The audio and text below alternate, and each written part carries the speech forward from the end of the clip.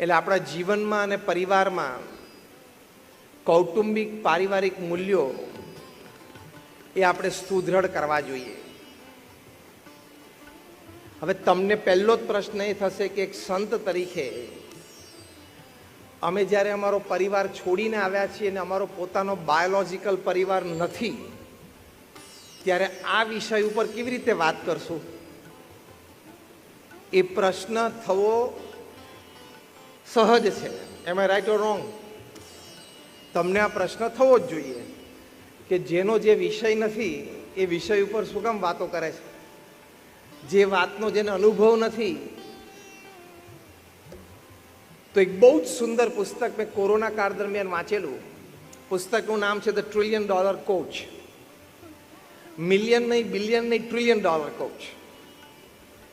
આ $1 trillion coach પુસ્તકમાં એક બહુ જ સરસ વાત જે મુખ્ય લખી છે, how a footballer trained IT executives in the Silicon Valley. એક ફૂટબોલરે IT એક્ઝિક્યુટિવ્સને ટ્રેનિંગ આપી એની વાતો લખી છે. હવે ફૂટબોલ અને IT વચ્ચે કોઈ સંબંધ દેખાય છે? યસ ઓર નો? અને એ પણ આ ફૂટબોલર બિલ કેમ્બેલ પોતે પ્રોફેશનલ ફૂટબોલર હતા, ત્યાર પછી પોતે કોચ થયા. અને સામાન્ય IT એક્ઝિક્યુટિવ્સને ટ્રેનિંગ નહીં, ગૂગલ કંપનીના માલિક લેરી પેજને ટ્રેનિંગ બિલ કેમ્બેલ ફૂટબોલરે આપી છે. ગૂગલના vice president products Eric Schmidt, એને પણ ટ્રેનિંગ બિલ કેમ્બેલે આપી છે. બીજા એક બહુ જ સિનિયર એક્ઝિક્યુટિવ જોનાથન રોઝનબર્ગ, એમને પણ ટ્રેનિંગ બિલ કેમ્બેલે આપી છે.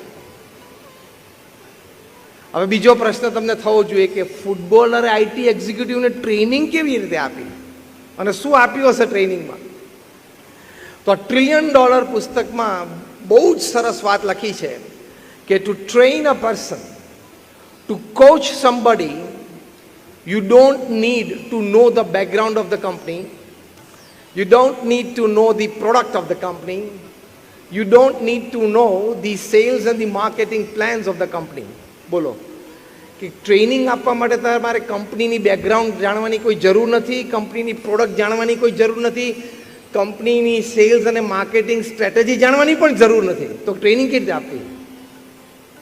બહુ જ સરસ. આ બધાએ પોતાના અનુભવ, બીજા બધાએ પણ પોતાના અનુભવ લખ્યા છે કે અમને બિલ કેમ્બેલે એટલું જ શીખવાડ્યું, જે અમે જ્યારે એના અમલ કર્યું ત્યારે અમને એના લાભ દેખાણા. બિલ કેમ્બેલે શીખવાડ્યું, આ ધ્યાનથી સાંભળજો, this is going to be the foundation of the whole talk. Bill કેમ્બેલે આ લોકોને શીખવાડ્યું કે તમારી કંપનીની સફળતા માટે, તમારી કંપનીની ગ્રોથ માટે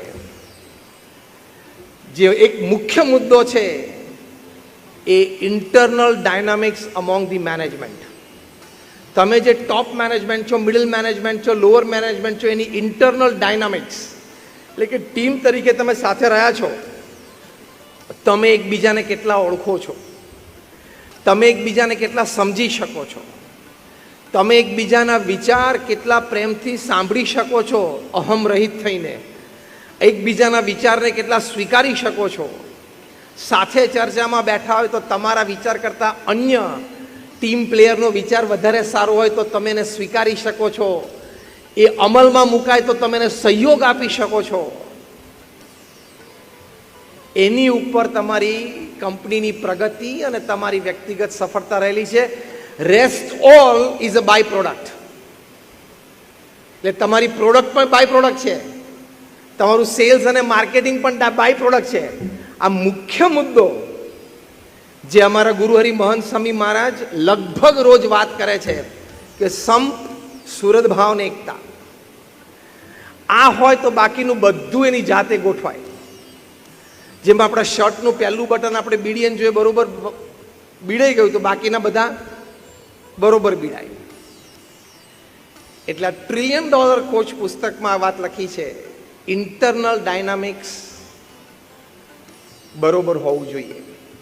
એમ ફેમિલીની વાત જ્યારે આપણે આજે કરવા બેઠા ત્યારે ફેમિલીનું પણ ઇન્ટરનલ ડાયનામિક્સ બરોબર હોવું જોઈએ.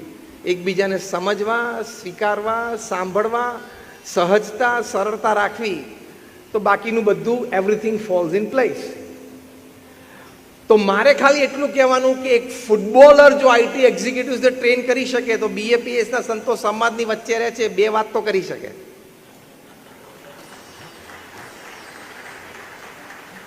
ભગવાન સ્વામિનારાયણના વખતથી સ્વામિનારાયણના સંતો સમાજની વચ્ચે રહ્યા છે, ઘરે ઘરે પધરામણી કરે છે, પરિવારના પુરુષ સભ્યોની સાથે બેસીને પરિવારના કોઈ પ્રશ્નો હોય તો એમાં વિમર્શ કરે છે. એટલે પ્રશ્નો પણ જાણે છે, પ્રશ્નનું સમાધાન પણ જાણે છે.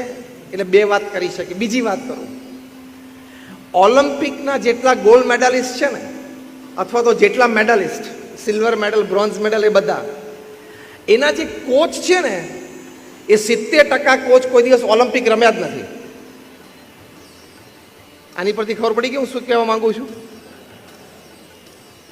ઓલિમ્પિકમાં મેડલ મેળવનારા જે રમતવીરો છે એમાંથી 70% of their coaches they have never played Olympics. છતાં એ પોતાના શિષ્યને ગોલ્ડ મેડલ સુધી પહોંચાડી શકે. કેમ?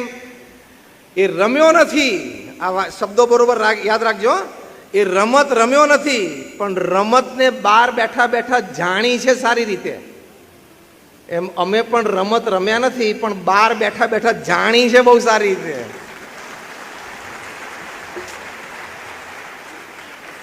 બહાર બેઠા બેઠા એક કોચે એનાલાઇઝ સારું કર્યું છે કે આપણી જે ટીમ છે એમાં ફોર્મેટ કઈ રાખવી. ફૂટબોલર તો 4-3-2 રાખવી છે, 5-4-1 રાખવી, શું રાખવું છે, સામેની કઈ ટીમ રમે છે, એની સ્ટ્રેન્થ કઈ છે, એનું વીકનેસ કઈ છે, આપણી ટીમની સ્ટ્રેન્થ વીકનેસ કઈ છે, એટલું જ જાણે છે.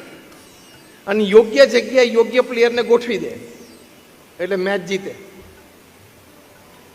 એમ ઘણી વખત રમત રમનારા કરતાં બહારથી રમતને જોનારા, એનાલાઇઝ કરનારા એ રમતને વધારે સારી રીતે ઓળખી શકે છે.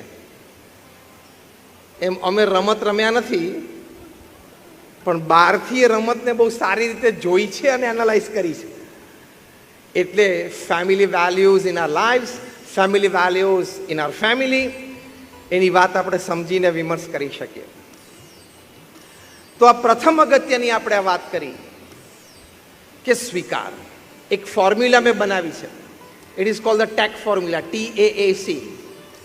T is tolerance, A is acceptance, another A is apologies, and C is compromise.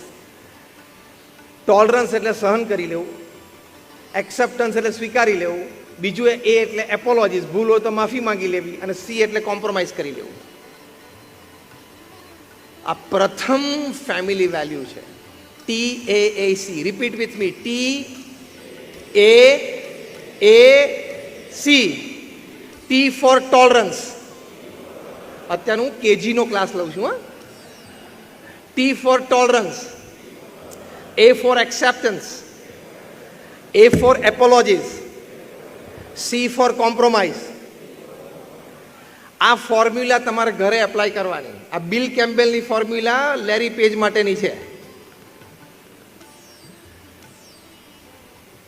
Tolerance, acceptance, એપોલોજીસ and compromise એટલે પરિવારમાં સંપ રહે, સુહૃદભાવ રહે અને એકતા રહે.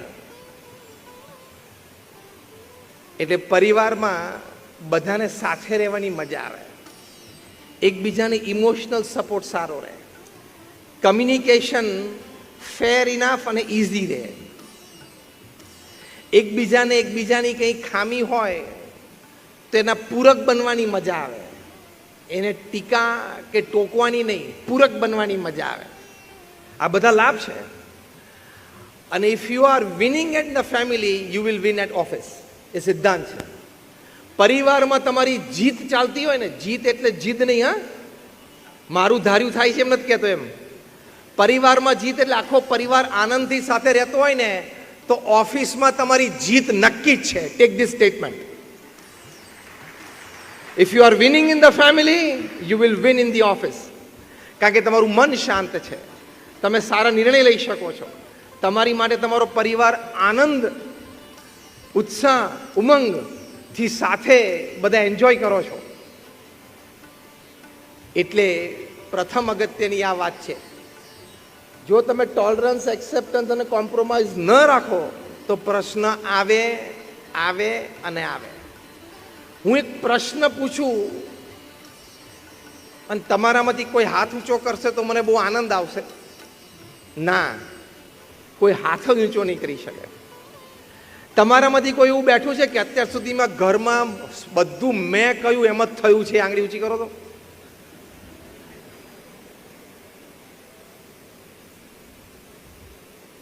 Life is a compromise. Life is a compromise.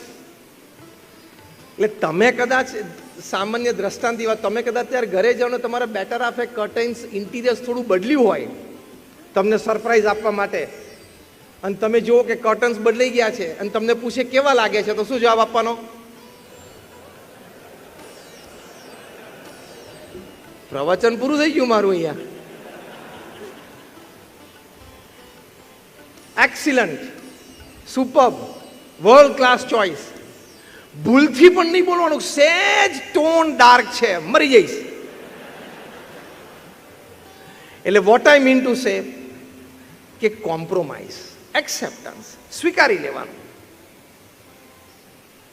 તો સાથે સમજીને, સ્વીકારીને, આનંદથી પરિવારમાં બધા સાથે રહી શકે. એવી રીતે આપણે સંતાનો સંબંધી વાત, સંતાનો પાસે તમારે 100% એક્સપેક્ટેશન નહીં રાખવાનું. 70-80% સુધી ઓકે છે, 10-20% બધાના પ્લસ માઇનસ હોય, આપણા છે ને એનાય રહેવાના. Yes or no? સિમ્પલ. જો સમૃદ્ધ ભાવ એકતા ના હોય, સમૃદ્ધિ હોય જઈ શકે છે, કીર્તિ હોય જઈ શકે છે, પદ પ્રતિષ્ઠા હોય જઈ શકે છે. 2005ની સાલની મુંબઈની એક વાત. મુંબઈમાં વર્લી વિસ્તારમાં એક પરિવાર, ખૂબ ધનાઢ્ય પરિવાર, તે વખતે એમના ફ્લેટની કિંમત 5 કરોડ રૂપિયા હતી. આ હું વાત કરું છું 2005માં. અને બેંક ડિપોઝિટ્સ, બીજી એસેટ્સ લગભગ 50 કરોડની હતી. ત્યાંથી એટલે કે એમના ફ્લેટ ઉપરથી 8મા માળની બાલ્કની પરથી બાલકૃષ્ણભાઈ, એમના પત્ની ને એમના સંતાન એટલે એમનો દીકરો, ત્રણેય જણાએ કૂદીને આત્મહત્યા કરી એક સાથે. કારણ શું હતું કે 6 મહિના પહેલા જ એ જ બાલ્કનીમાંથી બાલકૃષ્ણભાઈના વૃદ્ધ માતા પિતાએ પણ આપઘાત કરેલો, અને એ લોકોએ સુસાઇડ નોટમાં લખેલું કે મારો દીકરો બાલકૃષ્ણ, એની પત્ની આ આત્મહત્યા માટે જવાબદાર છે, એની હેરાનગતિથી અમે આત્મહત્યા કરીએ છીએ. એટલે કોર્ટમાં કેસ રજીસ્ટર થયેલો. બીજા દિવસે જજમેન્ટ આવવાનું હતું ને આ પરિવારને ખબર હતી કે આપણને સજા થવાની છે, એ પહેલાં એ લોકો પણ કૂદ્યા. એટલે 6 મહિનાના ગાળામાં એ પરિવારના 5 જણાએ 8th ફ્લોર બાલ્કની પરથી કૂદકો મારીને આત્મહત્યા કરી. ફ્લેટની કિંમત શું હતી? 5 કરોડ. કઈ સાલમાં? 2005માં. અને 50 કરોડની એસેટ્સ.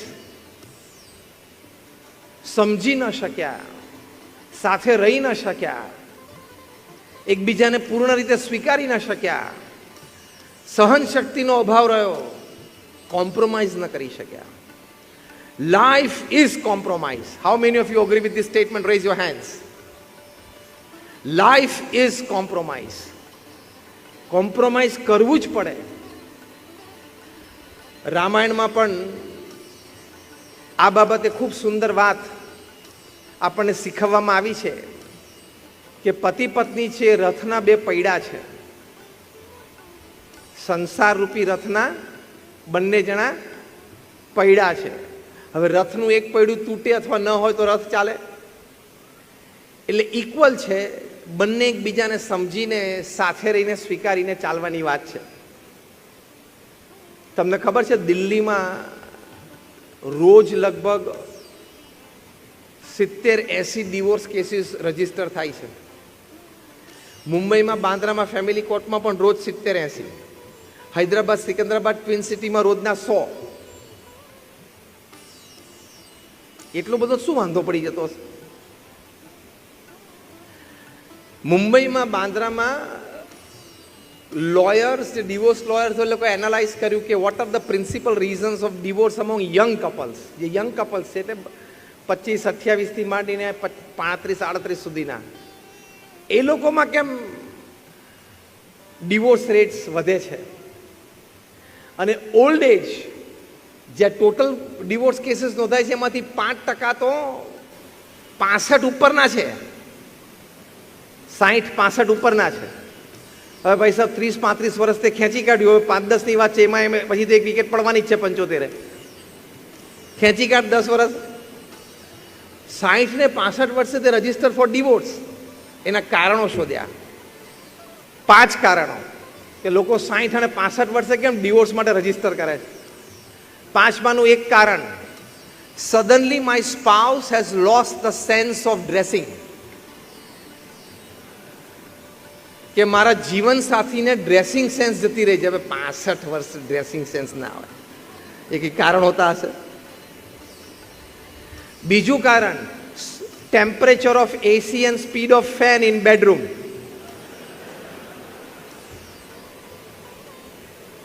બેડરૂમમાં એસીનું ટેમ્પરેચર અને પંખાની સ્પીડ, હવે એકને 4 ઉપર ફાવતું ને એક ઉપર આવતું, તો બપોરિયામાં પ્રેક્ટિસ કરીને 2 ઉપર આવી જવું પડે.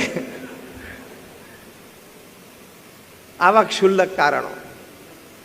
એટલે આપણું માઇન્ડ થોડું વીક છે, માઇન્ડ થોડું મીન છે, માઇન્ડ થોડું ચીપ છે, સ્ટેબિલિટી ઓછી છે, એટલે આવા બધા પ્રશ્નો થાય છે.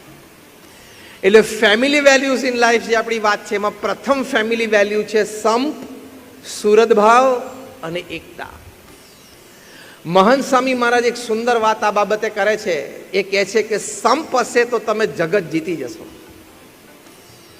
અને સંપ નહીં હોય તો સામાન્ય તાકાત પણ તમને હરાવી દેશે. આ મોટો ફેમિલી વેલ્યુ છે. બીજી ફેમિલી વેલ્યુ, આપણી ભારતીય સંસ્કૃતિ, આપણી પરંપરા, આપણું કલ્ચર, આપણું ટ્રેડિશન, એના પ્રત્યે આદર, એના પ્રત્યે પ્રેમ અને એનું અનુસરણ એ દરેક પરિવારમાં જે વડીલો છે એની જવાબદારીમાં આવે છે કે પરિવારના દરેક સભ્યોને એનાથી અવગત કરવામાં આવે, એમાંથી પ્રેરણા લેવામાં આવે અને માર્ગે ચાલવા માટેની સપોર્ટ સિસ્ટમ ઘરમાં ઊભી થાય. બહુ જ મોટા એક હિસ્ટોરિયન અને સોશિયલ સાયન્ટિસ્ટ, સોશિયોલોજિસ્ટ કાર્લ ઝિમરમેન, એમણે એક પુસ્તક લખ્યું છે ફેમિલી એન્ડ સિવિલાઇઝેશન્સ. આ પુસ્તકમાં જે તે સંસ્કૃતિ નષ્ટ થઈ સામે પારિવારિક જીવનમાં વિચારોથી માંડીને વર્તનો સુધી ક્યાં ફેરફાર થયા એનો બહુ જ ઊંડો અભ્યાસ કરીને આ પુસ્તક લખ્યું છે ફેમિલી એન્ડ સિવિલાઇઝેશન. આ પુસ્તકમાં કાર્લ ઝિમરમેન પહેલો મુદ્દો લખે છે કે જે સંસ્કૃતિઓ નષ્ટપ્રાય થઈ એ સંસ્કૃતિમાં જે પરિવારો હતા એ પરિવારોને પ્રથમ એ અવગુણ એમના પરિવારમાં આવ્યો કે પરંપરાગત લગ્ન જીવન પ્રત્યેનો આદર એ ઘટતો ગયો, લગ્ન જીવનની પવિત્રતા એ ઘટતી ગઈ અને લગ્ન પ્રથા સામે પ્રશ્નો ઉઠવા માંડ્યા, જેને આપણે આજની ભાષામાં લિવ ઇન રિલેશનશિપ કહીએ છીએ. એ સંસ્કૃતિ અને સમાજને તોડવા માટેની વાત છે. પાછા મોટા મોટા કે ઘણી સેલિબ્રિટીઝને પૂછવામાં આવે કે do you believe in the institution of marriage? આવો પ્રશ્ન પૂછવામાં આવે કે તમે લગ્ન પ્રથાની પરંપરામાં માનો છો? એટલે પાછો પેલો સેલિબ્રિટી આમ 2 ખભા ઊંચા કરીને સ્ટાઇલથી બોલે, I am open to it, I am free to it. મૂરખ છું. આ ઇતિહાસ નહીં કે 21માંથી 19 સંસ્કૃતિઓ તૂટી ગઈ, નષ્ટપ્રાય થઈ ગઈ, એની પાછળનું મુખ્ય કારણ શું હતું એ આ સંશોધન છે. એટલે મોડર્નિટીમાં એકાઉન્ટેબિલિટી આવે છે. Am I right or wrong? Nothing comes without accountability. તમે ગમે તેટલા મોડર્ન થવાનો વિચાર કરતા હો, તમે વ્યક્તિ, પરિવાર, સમાજ અને દેશ અને ઓવરઓલ માનવતાને જવાબ આપવા બંધાયેલા છો. હા કે ના? Yes or no? Raise your hands. આપણે ને આધીન છીએ. પરિવારને, સમાજને, દેશને, માનવતાને દરેક વ્યક્તિ આધીન છે. જવાબ આપવો પડે છે. પહેલું આ કારણ બતાવ્યું. બીજું કારણ બતાવ્યું કે જે તે પરિવારોમાં કિશોરો અને યુવાનોની બળવાખોરી વૃત્તિ થઈ ગઈ.